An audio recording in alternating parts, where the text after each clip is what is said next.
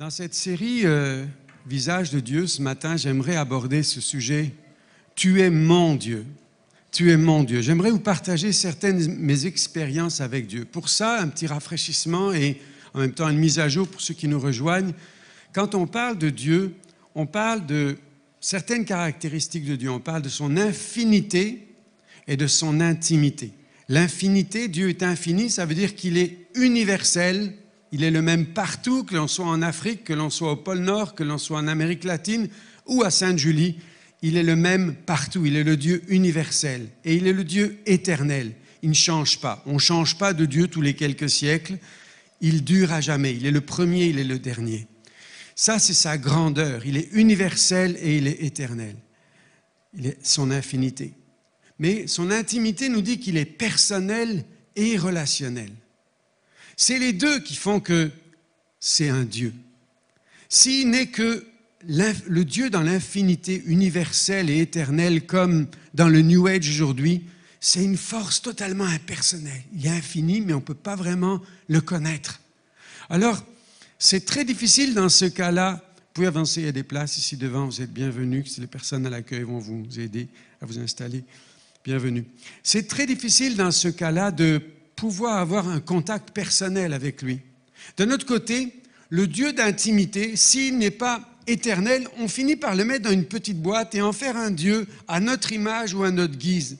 Le Dieu dont on se sert pour arriver à nos fins dans nos vies. Donc, c'est les deux. Et nous avons dit aussi que ce Dieu habite une lumière inaccessible que nul homme n'a vue ni ne peut voir. Vous allez dire, mais alors Philippe, pourquoi vous faites une série sur les visages de Dieu si on ne peut pas voir son visage jamais? C'est vrai qu'on ne peut pas le voir, mais lui a choisi de faire une chose particulière. Il a choisi, alors qu'on ne peut pas le voir, parce que quand on le cherche, écran noir. Nul homme n'a vu Dieu. Mais de temps en temps, il a allumé une petite lumière pour dire « Je suis Elohim, le Dieu qui a créé les cieux et la terre. Je suis El Shaddai, je suis El Gibor, et puis je suis Yahvé Nissi. » Il a 21 visages de lui, comme des selfies, comme des photos que lui a choisi de nous montrer pour pas que nous, on se fasse un Dieu à notre image, ou que nous, on dise, ben Dieu, il est comme ça. Lui a dit, attendez, avant que vous me déformiez, je voudrais vous donner mes photos, comme ça, je suis sûr du visage que vous me faites, plutôt que vous alliez me déformer. Et nous voyons ces 21 visages, 11 qui sont avec le nom El, qui est le Dieu universel, le Dieu pour tous, et Yahvé, qui est le nom, ou Yahweh, qui est le nom de Dieu, des gens avec qui il fait alliance. Et il va dire à Moïse, je ne me suis pas révélé comme cela à d'autres, mais comme j'ai fait alliance à vous, je suis Yahvé, je suis celui qui suis. Je suis le Dieu en relation. Ça vous rappelle infinité, intimité. Infinité, elle, Yahvé, intimité, le Dieu avec qui on est en relation. Ce matin, on va davantage regarder Yahvé. Lors d'une dernière série, je parlais davantage des noms en elle, mais on va regarder 10 portraits d'Yahvé, on ne va pas regarder les 10, on va juste énoncer les 10. Je n'aurai jamais le temps de faire les 10, je n'aurai jamais le temps de faire 5, j'espère faire 4. C'est toujours ma frustration quand je fais une série sur les noms de Dieu. J'aimerais avoir un dimanche par nom, mais j'ai prié pour avoir 85 dimanches dans l'année, puis ça n'a pas marché. Alors j'essaie de me contenter avec comme je peux. Donc, Yahvé Jiré, Dieu se pourvoit. Yahvé Rapha, le médecin. Yahvé Nissi, Dieu, ma bannière, ma fierté. Yahvé Mkadesh, qui est le Dieu distingué. Certains appellent le Dieu saint, mais c'est le Dieu, c'est la classe, lui. Ah, c'est la classe. Yahvé Shalom, source de paix. Yahvé Sabaoth, Dieu des armées célestes. Yahvé Rahar, l'Éternel, mon berger. Yahvé Hosseinu, notre Créateur. Yahvé Tzidkenu, notre justice. Yahvé Shama, Dieu présence. Alors, ces 10 portraits de Yahvé sont ceux que nous allons explorer aujourd'hui. Donc, c'est pour ça que j'aimerais vous partager « Tu es mon Dieu » et mon expérience avec Dieu. Quand on regarde le Dieu dans ces 10 portraits, c'est quelque chose d'immense. Ce que Dieu révèle de lui dans sa parole est tellement grand, tellement glorieux. Juste avant, tout à l'heure, le temps de louange avec l'équipe ici, on écoutera un chant qui pour conclure, qui va nous parler de cette grandeur de Dieu. C'est grand comme l'océan.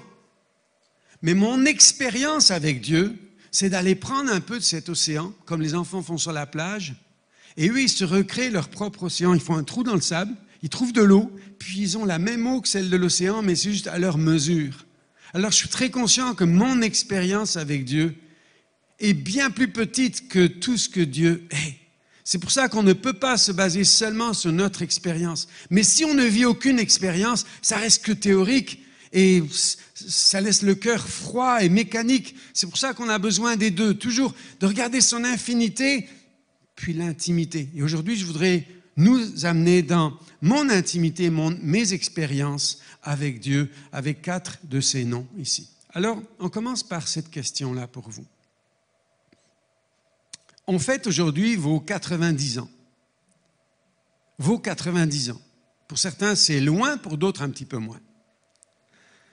C'est-à-dire, c'est un message pour vieux ce matin. Attends, on y arrive. Parce qu'un jour, chacun d'entre nous pourrait fêter ses 90 ans. Et vos arrière-petits-enfants ou vos petits-enfants vous demandent à quoi ça a ressemblé ta vie. Puis, une grosse question là qui vient. Quel a été le rôle de Dieu dans ta vie? Vous savez, on ne voit pas nos petits-enfants, Isabelle et moi, pour ceux qui ne nous connaissent pas. On a 4 fils en Thaïlande, 2 filles qui sont en France. On ne voit pas nos petits-enfants. Ils ne nous connaissent pas. C'est terrible. Ah, ils ont fait une chose intelligente pour nous connaître. Ils ont fait ce livre à chacun de nous, rempli de questions. Et il faut aller chercher dans nos souvenirs, dans notre vie. C'était qui mes copains quand j'étais petit? À quoi je jouais? C'était quoi mes bêtises d'adolescence? Il y a tellement de questions là-dedans qu'on est obligé de raconter, finalement, c'est quoi notre vie? Mais une question essentielle, dans un journal de vie, quel a été le rôle de Dieu dans ta vie? C'est pourquoi je vais vous parler de mes expériences dans ma vie. Mais ce serait quoi les réponses que tu donnerais à ça, toi? Ce serait quoi si tes petits-enfants te disaient, mais qui est ce Dieu? Comment est-ce qu'il est, ce Dieu? Quel est son rôle dans ta vie? Raconte-nous, à quoi ressemble ta vie? Je ne sais pas ce qu'est votre réponse. Moi, la mienne, c'est que ma vie, c'est un parcours ou un voyage dans lequel j'ai collectionné les interventions de Dieu, mais aussi les moments difficiles dans lesquels il m'a sorti de quelques galères. Son amour sans condition, sa miséricorde renouvelée si souvent. Et à la fin, ceux qui lui ont fait confiance sont réparés, sont recourus, ont été consolés, consolidés, fortifiés. Et à la fin, on se dit, qu'est-ce qu'on a bien fait de lui faire confiance. C'est ça, mon histoire de vie. C'est ça ce que je répondrai à mes petits-enfants. Qu'est-ce que tu répondrais? Alors, avant que certains me disent, ouais, mais ça, c'est un message pour vieux, c'est un message de fin de vie, j'aimerais te dire ceci. La Bible nous dit, oui, souviens-toi de tout le chemin que ton Dieu t'a fait faire, mais souviens-toi de ton Créateur pendant ta jeunesse. Même ceux qui sont tout jeunes ici, même les enfants, les adolescents, je vous conseille, et vous les parents, je vous conseille de les inspirer, de les inciter à tenir un journal. Pas juste le journal des petites amourettes de l'école, ça en fait partie, mais un journal sur quelles sont les choses fortes, significatives que j'ai vécues ce mois-ci. Et éventuellement, qu'est-ce que Dieu me dit? Un journal qui fait qu'on se souvient de notre Créateur pendant notre jeunesse, qu'on se souvient de tout le chemin que Dieu nous a fait faire. Souviens-toi de ta vie en regardant comment Dieu a agi. À quoi a ressemblé ta vie? Quel a été le rôle de Dieu dedans? C'est tellement précieux d'avoir des marqueurs de son action, d'écrire ça, parce qu'on est des êtres oublieux, pas vrai? On oublie assez facilement. Donc, d'avoir des marqueurs de son action. C'est pour ça qu'Ésaïe 42 nous dit de la part du Seigneur, « Tu as vu beaucoup de choses, mais tu n'y as pas pris garde. » Alors, je reviens. Et la méditation de ce matin, pour ceux qui l'ont écouté dans le 14e jour, vous vous rappelez ce que c'était ce matin que David Terrine disait, le 14e jour? Pas toi, Isabelle? Quelqu'un s'en souvient? Quelqu'un a écouté ce matin, 14e jour? Pas encore? C'était « Tenez un journal des paroles de Dieu dans votre vie. Et j'écoute ça, je dis, c'est exactement ma thématique d'aujourd'hui, de se souvenir en regardant comment Dieu a agi et de poser des marqueurs de son action, mes expériences avec Dieu. Ça, c'est un trésor que tu comptabilises, c'est un trésor qui augmente ta foi, c'est un trésor qui augmente ta reconnaissance. Parce qu'au jour de la vallée, de l'ombre de la mort, de la déception, au jour de la grande question, où on remet Dieu en question, et bientôt ce sera un de mes sujets du matin, Dieu en question, parce que parfois on le remet en question. Ce jour-là, tu reprends ton cahier de route, et tu dis, ah oui, c'est vrai quand même, il a fait ça, ah oui, il a fait ça, ah oui, il a fait ça. Mes expériences avec Dieu. Alors, si je devais résumer auprès de mes petits-enfants par un psaume, ma vie avec Dieu, ce serait hyper classique. Et je disais à Isabelle, je fais partie des pasteurs qui n'ont jamais parlé du psaume 23. C'est quand même original. Hein? Alors, je ne pourrais plus jamais dire ça. Parce que pour moi, c'est le résumé. L'Éternel est mon berger, je ne manquerai de rien. Il me fait reposer dans de verts pâturages. Il me dirige près des eaux paisibles. Une pièce de littérature dont on considère qu'elle devrait faire partie des 7 merveilles de littérature dans le monde. Je lisais ça ces derniers jours. Et c'est absolument vrai. C'est un des psaumes les plus connus. Mais pourquoi est-ce que ce psaume est tellement significatif? Il représente ce voyage avec Dieu, dans lequel on collectionne ses interventions dans les moments glorieux, dans les moments difficiles, et à la fin, on se dit on a bien fait de lui faire confiance parce qu'il nous a menés à destination. Ce qui est intéressant dans ce psaume, c'est que dans ce psaume, nous voyons chacun des noms de Dieu en Yahvé. L'Éternel est mon berger, Yahvé-Ra, l'Éternel berger. Je ne manquerai de rien, Yahvé-Jiré, l'Éternel qui se pourvoit. Il me fait reposer dans de verts pâturages, me dirige près des eaux paisibles. Yahvé Shalom, l'Éternel source de paix. Il restaure mon âme. Yahvé Rapha, le médecin, celui qui guérit mon âme. Il me conduit dans les sentiers de la justice. Yahvé Tzidkenu, Éternel notre justice. À cause de son nom, quand je marche dans la vallée de l'ombre de la mort, je ne crains aucun mal, car tu es avec moi. Yahvé Nissi, la bannière, celui qui se lève derrière moi quand je suis attaqué, mon protecteur. Ta houlette et ton bâton me rassurent. Tu dresses devant moi une table en face de mes adversaires. Yahvé Tsebaoth, l'Éternel des armées, celui qui envoie les anges combattre pour moi. C'est pourquoi ce psaume est un parcours des révélations des noms de Dieu. Tout le long, c'est ce parcours-là dans lequel on voit comment David, tout au long de sa vie, a connu Dieu, a reconnu Dieu. Et si je prends ma vie, c'est pour ça que je suis frustré d'en faire que 4 ce matin, et encore, je n'ai pas commencé, parce que tout au long de ma vie, ce que je voudrais dire à mes petits-enfants et à mes arrière-petits-enfants, tout au long de ma vie, j'ai des histoires à vous raconter. De ce que ce Dieu-là s'est manifesté dans ma vie, et il l'a transformé, et il l'a enrichi. Et quand je vais devenir un vieux papy, je suis déjà vieux, mais pas si tant que ça, hein. Mais un jour, je vais être vraiment vieux. Mais je pourrais dire, à la fin, on a bien fait de lui faire confiance.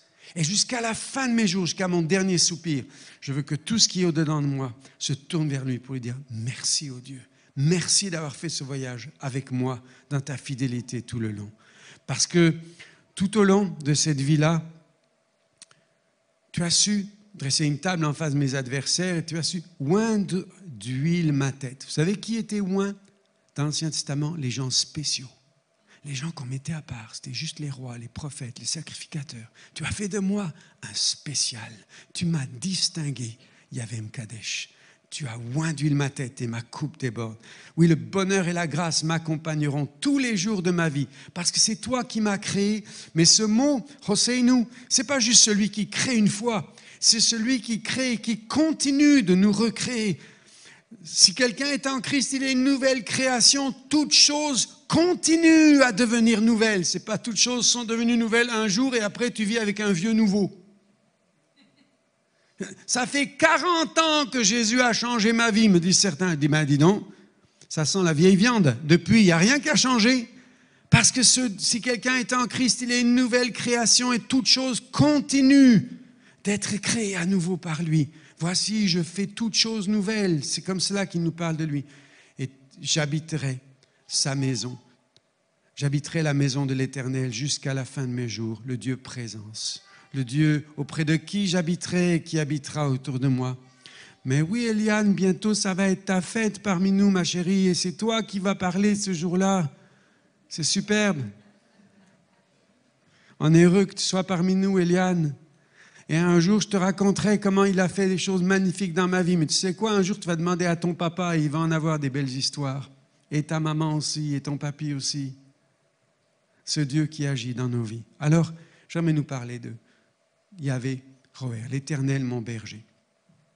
Comme je vous l'ai dit, tout au long du parcours, je vois des marques de son amour. Je vois ce moment où il m'a adopté, m'a protégé. Il a pourvu d'une façon extraordinaire. Nous protéger. Isabelle pourrait vous raconter des histoires dans lesquelles on était sous des menaces incroyables. Ça peut être des accidents de voiture. Tu te rappelles en Espagne ce jour-là? On a une voiture qui arrive et j'ai fait une fausse manœuvre. Je me retrouve sur la voie d'en face. Une voiture, c'était une route, en pleine autoroute. Ça roulait très vite. La voiture arrive à, je ne sais pas, peut-être 150 km/h, très très vite sur moi. Puis on est là, juste, on s'en va vers l'éternité. Je ne sais pas comment la voiture est déplacée. Et là, il nous a manqué. Et des choses comme ça, on pourrait en raconter tellement, tellement. Notre petit garçon qui est muet au collège biblique, à un moment donné, il est tout petit, il a un an, et il est auprès d'une vitre. Et la porte claque, la porte-fenêtre claque parce qu'il y a un gros coup de vent, on est au Danemark en plein hiver. Et toute la vitre explose en 1000 morceaux sur le bébé. Sauf que il y avait l'Éternel, notre berger, qui nous protège. Tout le cercle de verre était formé autour de lui comme si un artiste l'avait dessiné. Comme si quelqu'un avait dit, non, non, vous ne dépassez pas ça, ce bébé-là, il est précieux. Des moments, on pourrait vous en raconter tellement. Le Seigneur est notre berger. Tout au long de notre vie, il nous a donné direction, onction, provision, régulièrement. Par moments, sa tendresse et sa correction, la houlette et le bâton. Comme une mère nous prend avec tendresse et comme un père avec affirmation. Il y a des moments, vous savez, quand Dieu montre son côté tendre, je suis là entre j'aimerais me faire plaindre. Des moments, j'aimerais me faire plaindre. Puis, tu sais, Seigneur, je suis loin de mes enfants, de mes petits-enfants. Puis, tu sais, je voudrais qu'ils me câlinent. Puis là, j'entends une affirmation. Hé, sois un homme, sois à mon service. Tu te retresses. Simplement, tu reprends courage. Et j'aime cette conjugaison de sa tendresse et de cette exhortation à être une personne ferme. Il fait entendre sa voix, mais je sais une chose, c'est qu'au début comme à la fin, dans les temps forts ou faibles, dans les vallées sombres ou les jours de soleil radieux, il est fidèle, les amis. 45 ans et demi que je le connais, bientôt 45 ans et demi, oui, que je le connais. Et je vous dis, il est fidèle. L'Éternel est mon berger. Et je fais bien de le suivre. Et c'est tellement magnifique. Alors, dans ce parcours-là, on court et des fois, on ne sait pas trop où on va. Mais un jour, on va réaliser où on est allé. C'est un peu comme les courses du matin.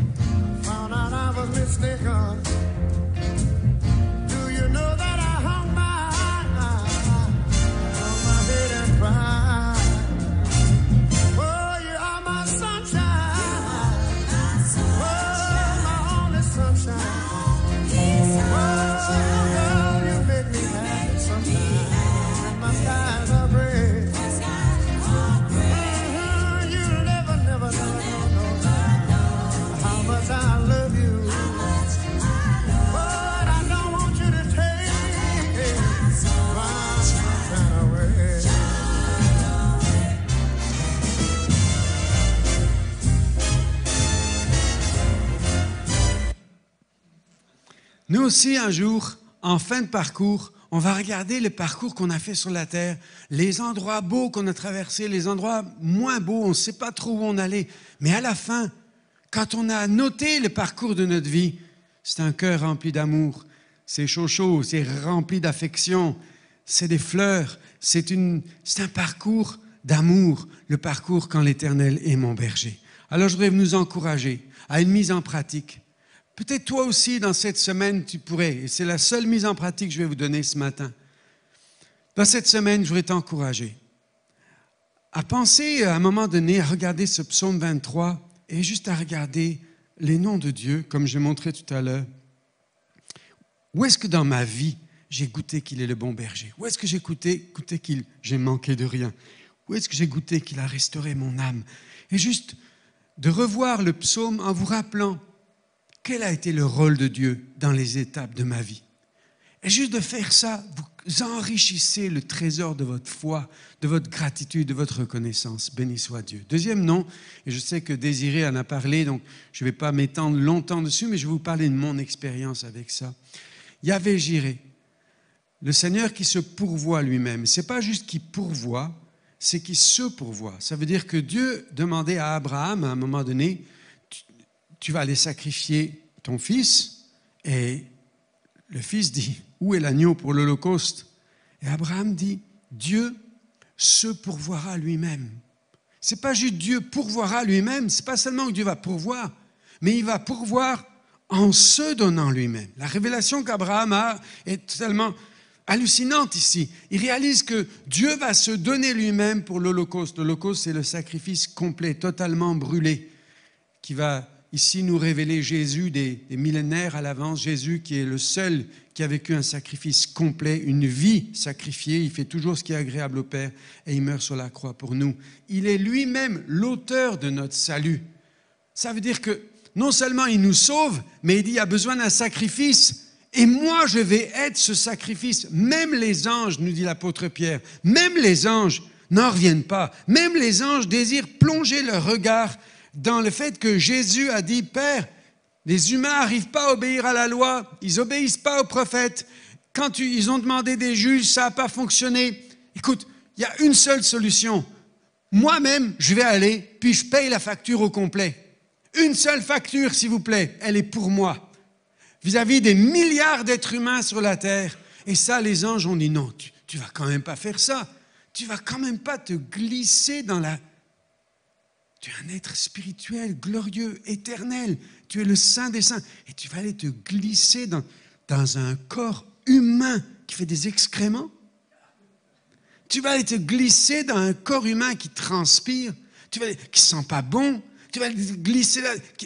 Toi qui voyages plus vite que la lumière, tu vas devoir marcher, être fatigué. Des moments, tu vas devoir boire de l'eau, sinon tu es prêt de suffoquer. Tu veux accepter ça, rentrer là-dedans et vivre cette limite-là. Tu dis, oui, je veux, par amour, je veux payer la facture au complet. Et les anges n'en reviennent pas. Parce que c'est un tel amour. Parce que tôt ou tard, nous dit la loi du karma, c'est quoi le karma? C'est tu récoltes toujours ce que tu sèmes. Ça semble super logique et naturel. Tu récoltes toujours ce que tu sèmes. Donc, tous les dégâts causés par l'envie, la méchanceté vont appeler un retour. C'est ce qu'on appelle le karma. Mais Jésus a dit, je vais payer tout moi-même. Aucun être humain n'aura à payer les conséquences de ses actes. Je paye la facture au complet pour chaque être humain. C'est absolument phénoménal ce qu'il a dit ici. Je vais annuler la loi du karma et ça va s'appeler la grâce. La grâce, c'est-à-dire je paye et ça devient gratuit pour vous. Chaque fois que vous voudrez payer, non, désolé monsieur, c'est déjà payé. Ça vous est arrivé au restaurant ça? Si ça n'est jamais arrivé, je vous souhaite que ça arrive, mais ça m'est arrivé une fois. On va pour payer, puis on me dit, non, vous n'avez pas besoin de payer, quelqu'un était là et tout à l'heure a choisi de payer pour vous. Et c'est qui, c'est quoi? Tu as envie de dire merci, mais c'est ça le salut qu'il a accordé pour nous. Quelqu'un a payé tout lui-même. C'est un amour fou. C'est complètement fou, mais vraiment fou.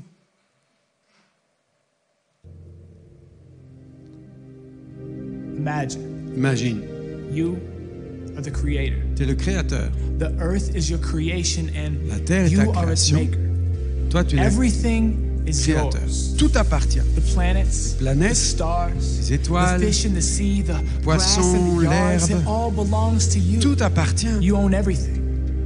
And there's no limit to your Il n'y being. a aucune limite à But your ton être. most prized creation Mais isn't ta créature seen. la plus You précieuse want est to dans le free them, péché. but they don't want free. Tu veux les libérer, mais They ils ne veulent think pas. they know what's best, but they're actually depleting, ignoring you, T'ignorer, self-defeating.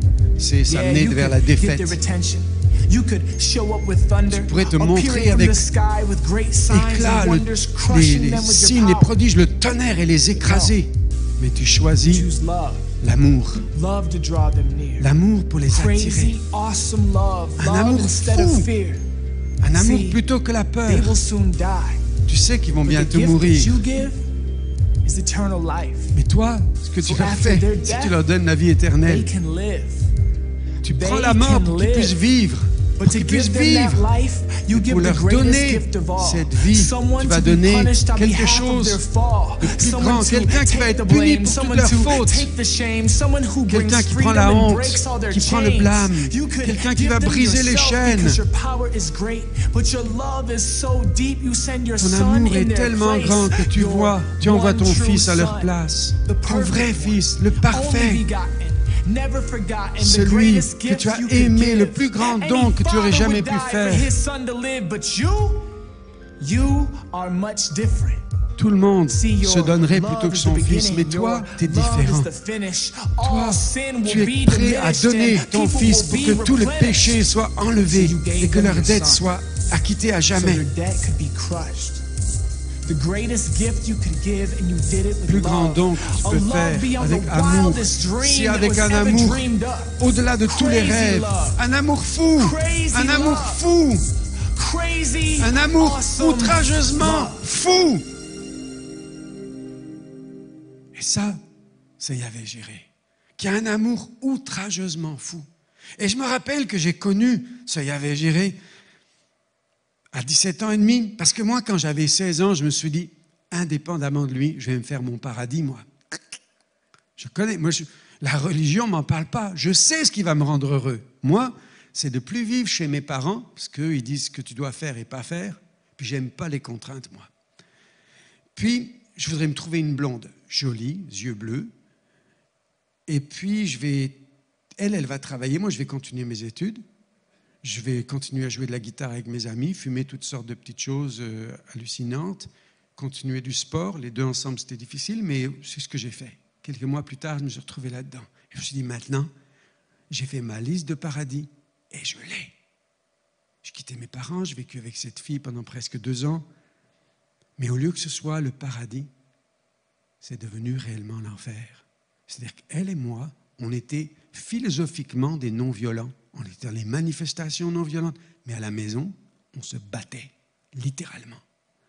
Et je me rappelle des fois, j'étais tellement furieux que je frappais dans les portes, j'ai cogné des portes, je les ai trouées. J'étais prêt à me jeter par la fenêtre un soir, j'avais 17 ans, puis désespéré de dire, mais pourquoi ça ne marche pas? Et plus ça ne marchait pas, plus je lisais les philosophes, les grands philosophes de ce monde. Je faisais les concours en France, les concours nationaux de philosophie qu'on appelle concours général. La journée, devant mes amis, je semblais quelqu'un d'intelligent et qui savait dire aux autres quoi faire dans la vie. Mais la nuit, je me souviens, je marchais dans ma ville, Montauban, au sud-ouest de la France. Il y a des ponts sur la rivière. Et je me disais, tu as fait tout ce que tu voulais. Tu as eu ton rêve en main. Et c'est nul. Est-ce que tu finis ta vie là? Et si souvent j'étais tout au bord de sauter du pont, quelque chose me retenait. Peut-être le manque de courage ou peut-être l'intuition que, et s'il y avait quelque chose que je n'ai pas exploré? Toujours est-il, un soir, j'attends ma blonde à l'arrêt d'autobus et il y a un type qui s'approche de moi, là, les pénibles, là, qui viennent voir avec leurs petits yeux noirs, qui veulent vous parler de religion. Il arrive.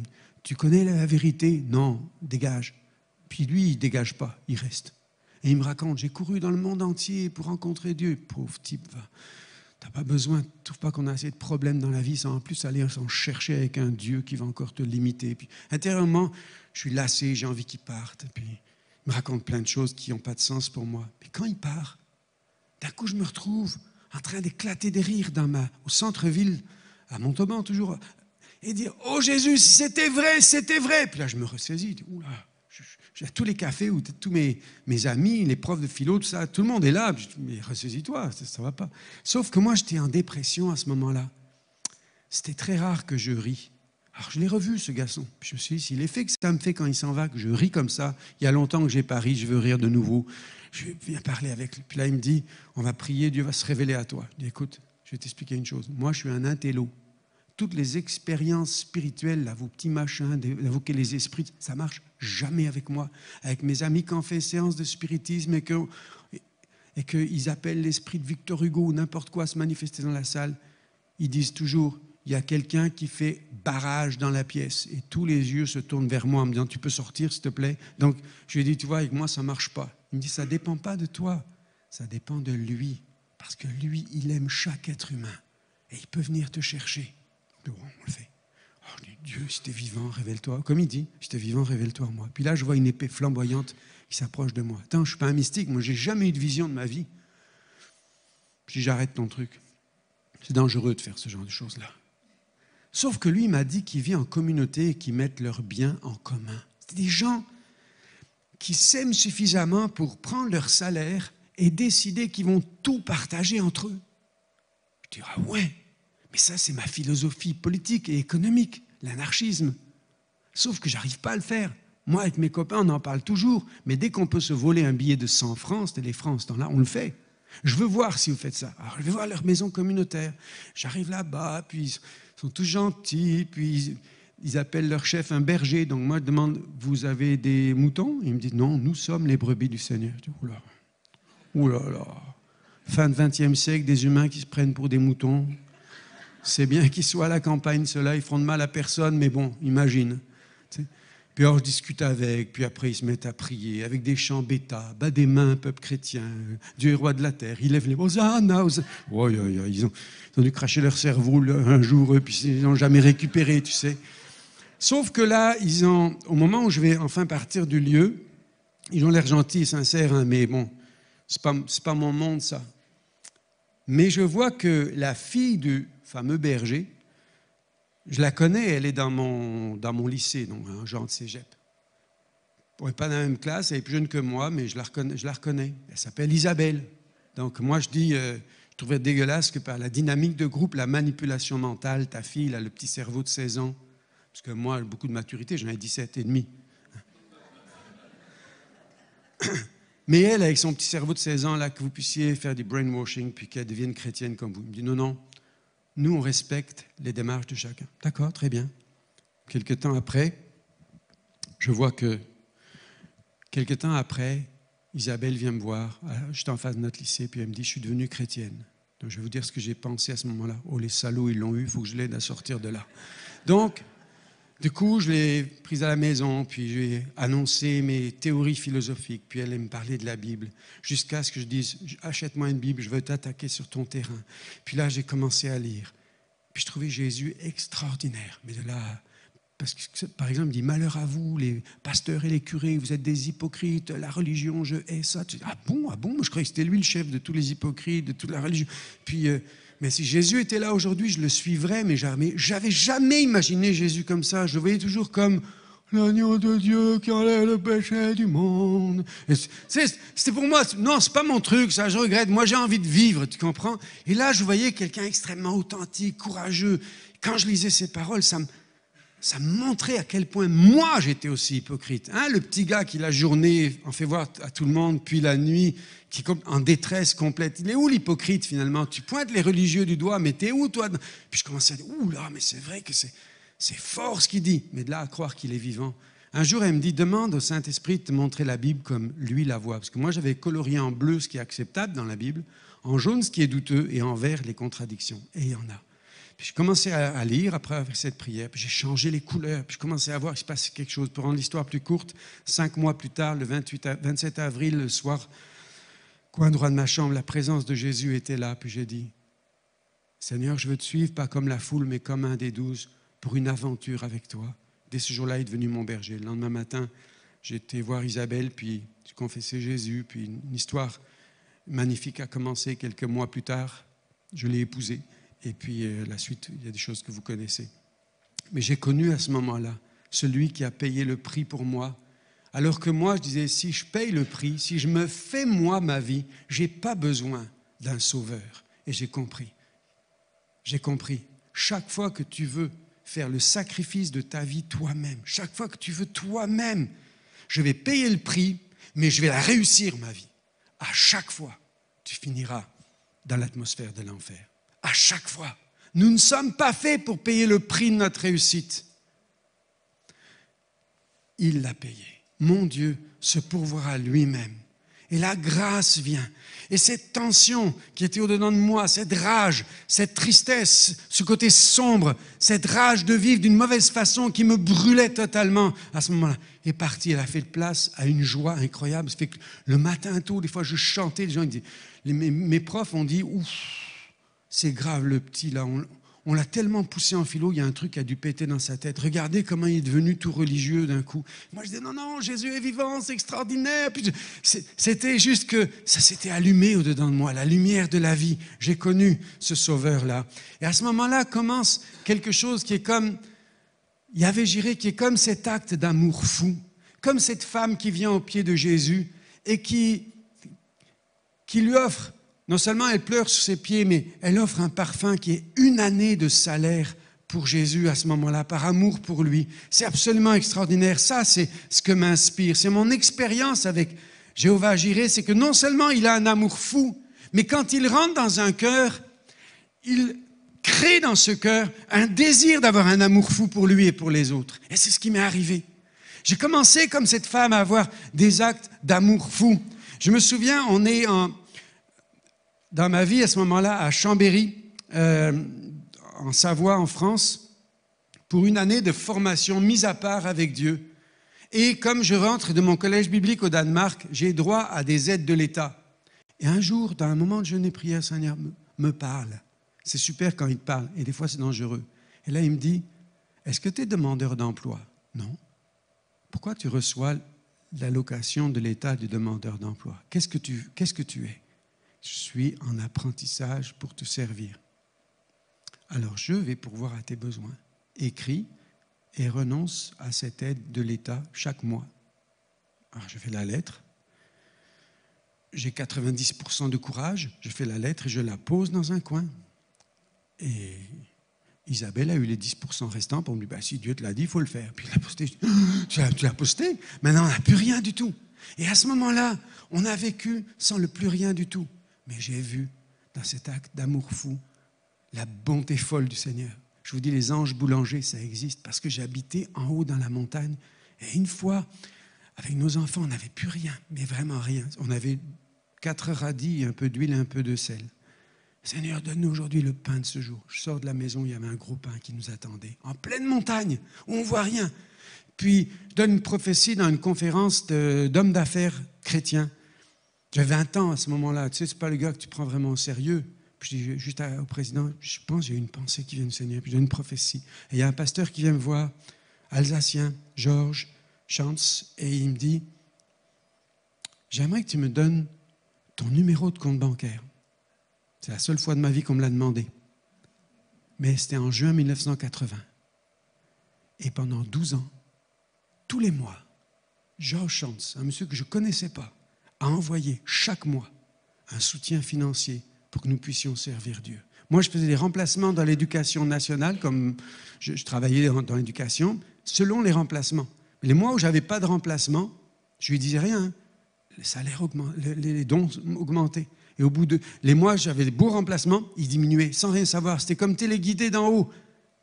Je sais que mon Dieu pourvoira à tous mes besoins, avec gloire en Jésus. Je sais qu'il fait des choses absolument extraordinaires. Un moment de folie, puis en février 92, je finis par dire aux gens de mon église, ça fait 12 ans que je suis pasteur, puis on a implanté 10 églises ici. Peut-être je pourrais avoir un salaire, non? Ils ont tous dit, ah ouais, c'est une bonne idée ça. Comme quoi, de temps en temps, il y a des lumières qui s'allument, mais parfois, il faut secouer un peu le cocotier, puis là, c'est une bonne idée. Et je suis salarié. Et la semaine d'après, Georges est parti auprès du Seigneur. 12 ans de fidélité extraordinaire de la part de Dieu ici. Quelque temps après, le Seigneur met dans mon cœur, Philippe, il y a longtemps que tu n'as pas fait un acte d'amour fou. Je dis, ah ouais. Ben, tu sais, d'habitude, tu me donnes la dîme fidèlement. Et si on changeait nos rôles, cette fois-ci, c'est toi qui prends la dîme. Et moi, je prends les 90. Ah ouais, d'accord, on fait ça. On va faire un acte d'amour fou. Alors tu m'envoies un don très spécial, puis on change les rôles. Puis quelqu'un nous fait un don. 1500 €, quelque chose comme ça. Puis, ouais, super, parce qu'on est en train de construire la maison. On a 6 enfants maintenant, on construit la maison. J'ai besoin exactement de cette somme pour le carrelage. Je dis, ouais, Seigneur, merci, t'as pourvu. Non, cette fois-ci, on change les rôles. Tu te rappelles, il y a 3 semaines,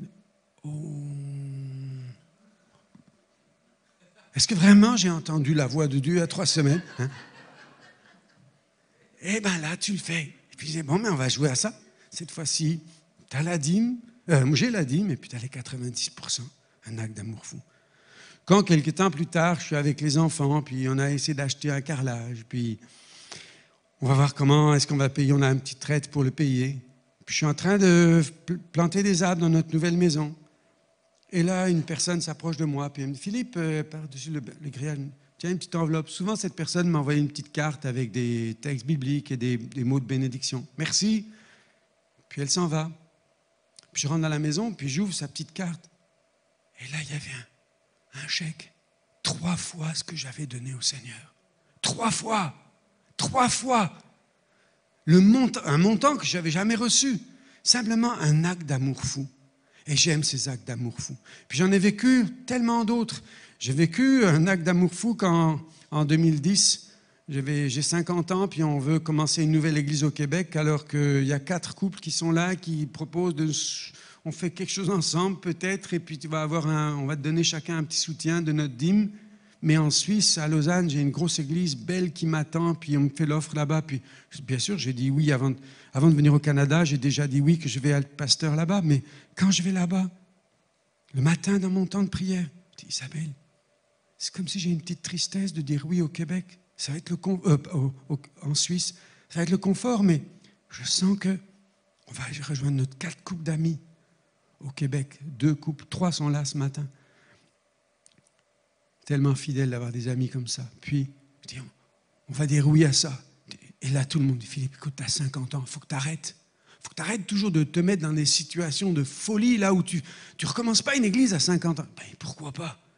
Puis là, 10 ans plus tard, parce que certains d'entre eux s'en souviennent, j'aurais dit, Connexion, c'est une expérience qui va durer entre 10 et quelques années. 10 ans plus tard, je dis, nouveau projet, une fusion. On n'a jamais fait ça, une fusion. C'est drôle, une fusion. Et puis, on nous a dit, au Canada, une fusion avec 2 églises de gens qui ne se connaissent pas et qui ont une ADN différente. Dans les statistiques, c'est arrivé 0% de fois. Ça ne peut pas fonctionner. Ça, c'est un jeu dangereux, ça. Il n'y a que Jésus qui peut le faire, celui-là. On plonge dedans. Et si ça fonctionne, on saura que ça vient de lui. Et c'est un miracle. Et toi, c'est quoi tes actes fous depuis que j'irai à faire l'acte fou de te sauver, de payer tout le prix pour toi? C'est quoi l'acte d'amour fou que tu as fait pour lui? C'est quoi celui qui t'a dit de faire il y a quelques semaines, quelques mois, qui tourne dans ta tête, puis tu es comme moi avec l'enveloppe posée, tu as fait 90% du chemin, mais il manque juste la décision finale. Je t'invite à y penser, cet acte d'amour fou. Il y avait Rapha, l'Éternel, ton médecin. Il y avait Rapha, l'Éternel, ton médecin. C'est absolument extraordinaire comment, dans toute la loi de l'Ancien Testament, il y a un principe thérapeutique derrière toute la loi. Ce que Dieu voulait, c'était offrir une vie de meilleure qualité aux siens. C'est pour ça qu'il va parler comme un médecin. Il ne vient pas se présenter comme un juge. Voici mes lois et si tu n'obéis pas, je te punis. Il va dire, voici mes ordonnances que je te prescris. Un langage médical.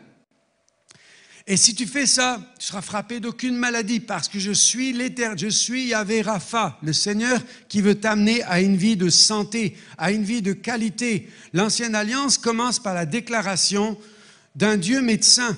Et le Nouveau Testament, la Nouvelle Alliance, débute par la révélation d'un Messie guérisseur. L'Esprit du Seigneur est sur moi, car il m'a oint pour guérir les cœurs brisés, pour ouvrir les yeux des aveugles. Toute l'Écriture, Ancienne Alliance, Nouvelle Alliance, nous montre que la nature de Dieu est une nature guérissante, qu'il est le Dieu qui veut nous guérir. Ainsi, les pères de l'Église vont aussi arriver en disant, quand Dieu est ma passion, il y a une santé. Mais quand quelque chose prend la place de Dieu, le mot passion en grec, c'est pathos, qui donne pathologie, une maladie, une souffrance. Quand autre chose que Dieu devient le cœur de ma vie, Dieu dit, à ce moment-là, tu ne vas pas vivre une vie de qualité. Parce que moi, je suis Yahvé Rapha, celui qui, quand tu marches avec lui, quand tu collabores, quand tu vis cette aventure, ce parcours, ce voyage de vie, je vais te donner une qualité de vie. Mais si tu mets autre chose au centre de ta vie, pathos, une autre passion est là, c'est une souffrance. Que toute ta vie soit en bonne santé, comme ton âme est en bonne santé. Ça commence par l'intérieur de toi. Alors ensuite, dans tous les aspects, tu vas vivre cette santé globale, esprit, âme et corps, mais aussi cette santé relationnelle. Ça veut dire quoi, santé relationnelle? Quelqu'un veut dire, je voudrais que Dieu me bénisse et me rende heureux. Mais si tu retiens du pardon envers quelqu'un, ta santé relationnelle est mauvaise. Et si quelque part, tu sais, tu es conscient qu'il y a quelque chose de maladif dans une des zones de ta vie, ça va rejaillir ailleurs. Dieu veut que tu sois en bonne santé, les Yahvé Rapha, santé dans les relations, santé dans le couple. C'est pas facile cette affaire-là. Je peux vous dire, j'ai 45 ans de mariage. Hey, c'est un parcours, mais je veux réellement apprendre de lui tout au long du chemin, le laisser me transformer. Santé dans ma vocation, dans ce que je fais sur la terre. Santé financière, de vivre pas comme au Québec avec 167% de notre budget, comme la moyenne des Québécois, mais de vivre comme les pères de l'Église le disaient.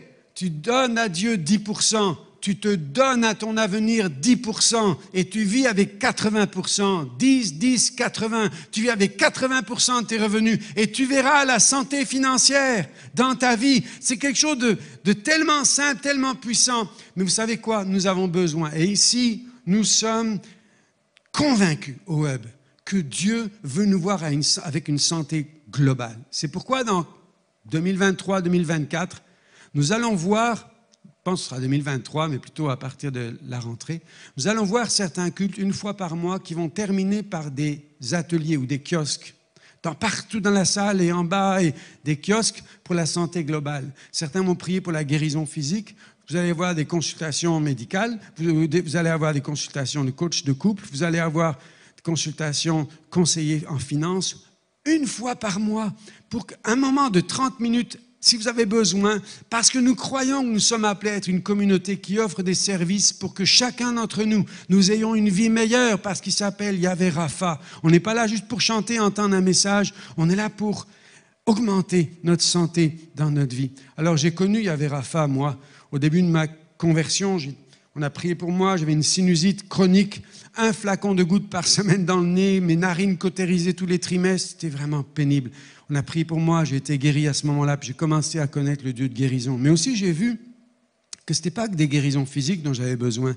Je suis né pendant la guerre en Algérie, il y avait des traumatismes là, papa, maman se disputaient beaucoup quand j'étais enfant.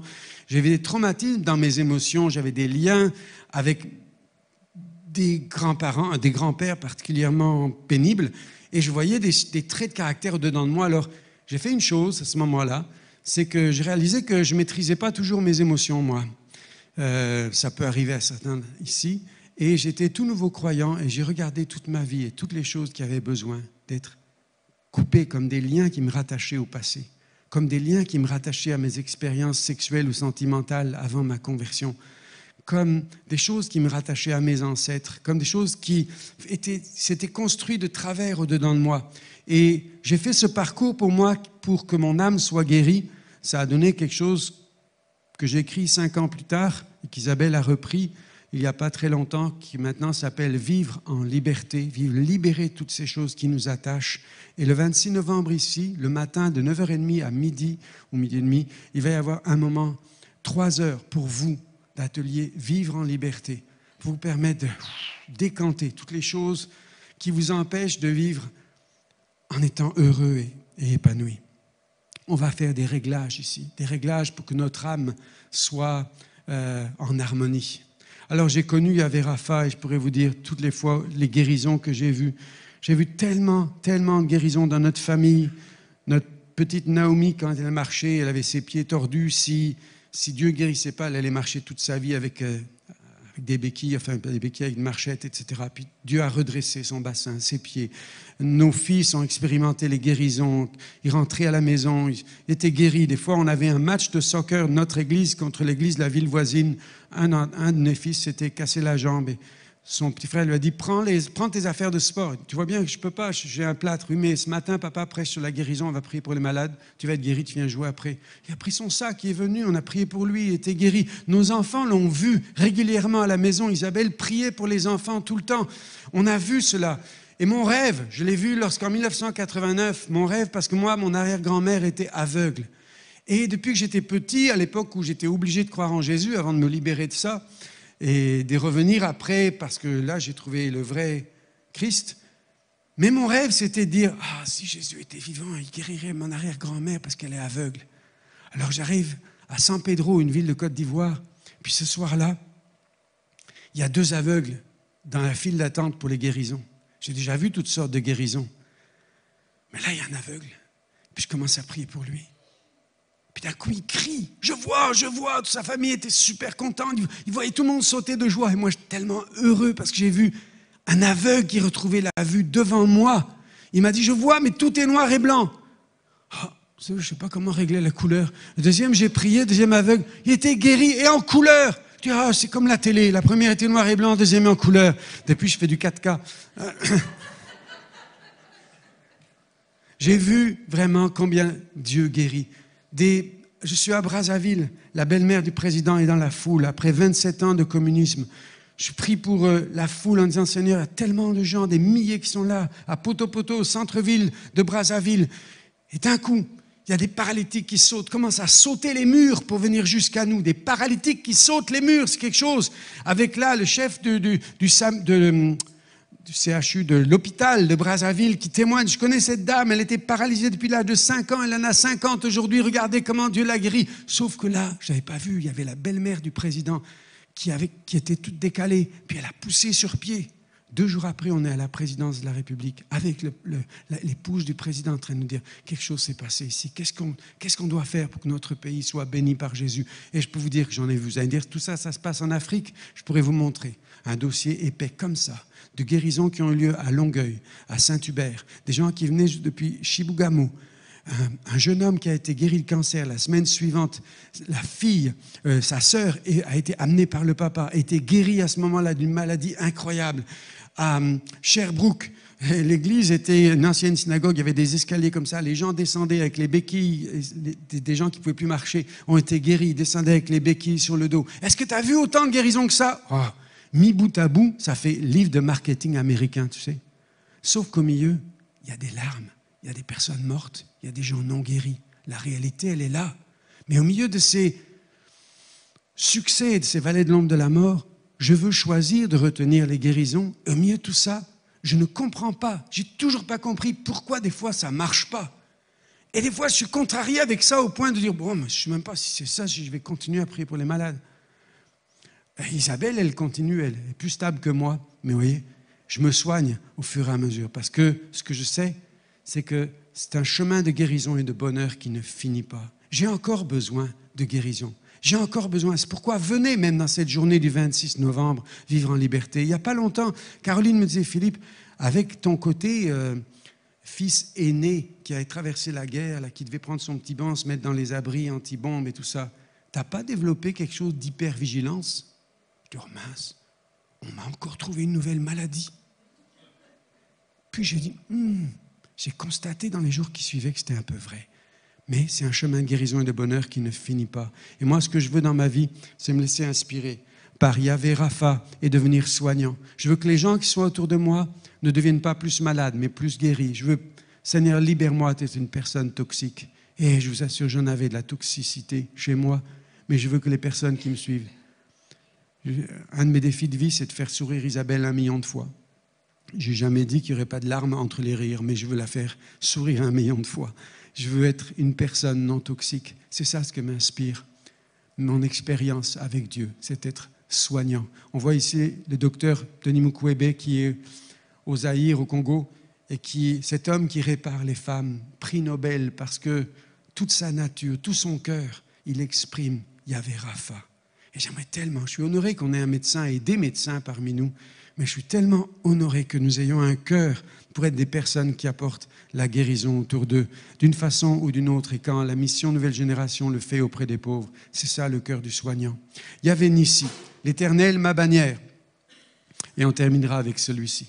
Yahvé Nissi, l'Éternel, ma bannière. C'est le moment où Moïse est sur la montagne et tout le peuple est en bas en train de se battre contre Amalek, un autre peuple. Et quand Moïse lève les mains pour dire « j'ai besoin du secours d'en haut », le peuple est dans la victoire. Quand il baisse les bras, le peuple est vaincu. Peut-être vous avez lu cette histoire, mais je remets le contexte ici. Et Moïse levait les mains pour demander ce bouclier divin, la protection de Dieu. Et Dieu le dit lui-même, je suis Yahvé Nissi, je suis ton protecteur. Ma main est celle qui est sur toi, qui va te protéger. Ma main est celle qui fait que ton petit Kémuel, quand le verre éclate, il est protégé. Je vais protéger. Nul ne pourra les ravir de ma main. Nul ne pourra les ravir de la main de mon Père. Jean 10, 29. Alors tu sais, quand tu marches et que tu dis, Seigneur, tu es ma fierté. La bannière, c'est toi. Vous savez ce que c'est une bannière? C'est un drapeau. J'ai toujours trouvé étonnant, quand j'étais petit, je ne comprenais pas à quoi servait le soldat dans l'armée qui levait le drapeau. Je dis, mais ça ne sert à rien, lui devrait avoir un fusil. Les autres, ils servent à quelque chose, ils vont se battre. Mais lui, un drapeau. Qu'est-ce qu'il va gagner avec un drapeau? Pourquoi il fait ça? Parce que quand j'ai vu le film de Mel Gibson, Patriote, que j'ai compris, et je ne vais pas vous raconter le film, mais j'ai compris une chose et j'ai lu. En fait, on croyait, à ce moment-là, que le drapeau représente l'ange qui est au-dessus de la nation. C'est comme le drapeau symbolise, au moment où tu le lèves, tu dis, l'ange qui est sur ma nation va venir nous défendre. Il y a une guerre invisible, il y a une guerre spirituelle. Même dans les armées de ce monde, on croit cela, à tel point qu'on lève le drapeau. Et pourquoi ils chantent? C'est la louange. C'est la louange dans laquelle ils croient, ils déclarent leur foi dans une protection de victoire. Alors, il est notre bannière. Ce n'est pas de la superstition ici. C'est réellement qu'on lève un drapeau qui dit, Seigneur, tout seul, j'y arriverai pas. J'ai besoin que tu te lèves. Le jour où je suis menacé, où je suis attaqué, je veux que cette bannière se lève. Yahvé Nissi se tient derrière toi.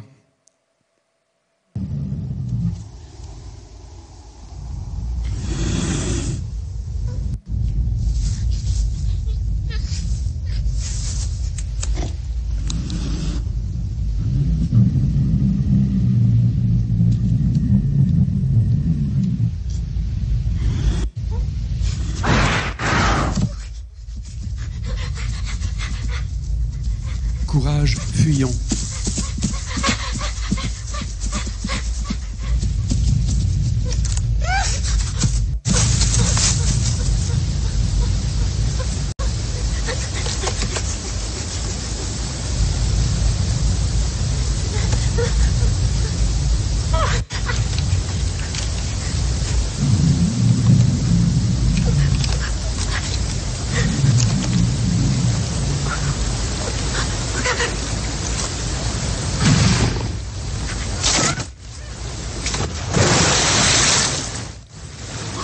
C'est bien de prendre ton baptême, mais ça ne te protège pas quand même. Hein.